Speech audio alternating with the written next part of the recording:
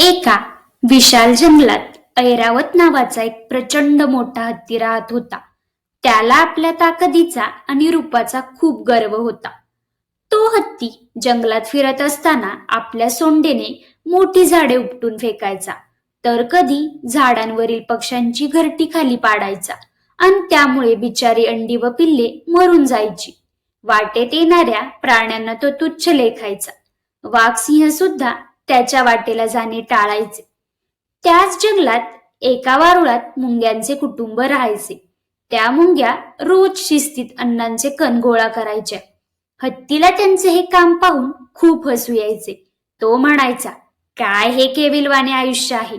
मी बघा कसा राजासारखा जगतो. एकदा काय झाले, मुंग्यांची रांग अन्नाचे कण घेऊन जात असताना हत्तीने मुद्दाम आपल्या सोंडेत पाणी भरले आणि त्यांच्यावर जोरात फवारा मारला.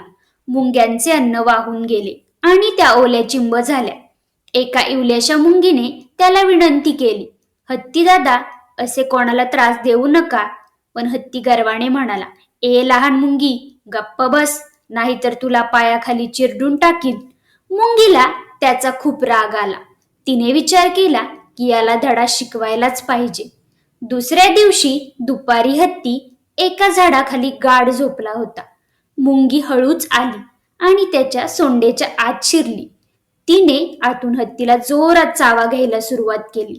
हत्ती वेदनेने जागा झाला. तो सोंड जोराजोरात झाडू लागला, पण मुंगी आतूनच चावतच राहिली. हत्तीला श्वास घेणे देखील कठीण झाले. तो जमिनीवर लोळू लागला. त्याने रडत रडत विचारले, कोण आहे आत? मला माफ करा, मला खूप वेदना होत आहेत. मुंगी सोंडेतून बाहेर आली आणि म्हणाली, दुसऱ्यांना त्रास देताना मजा येते ना. आता तुला समजले असेल की कोणालाही लहान समजणे किती चुकीचे आहे. हत्तीला आपली चूक उमजली. त्याने सर्व प्राण्यांची माफी मागितली आणि त्यानंतर तो सर्वांशी प्रेमाने वागू लागला.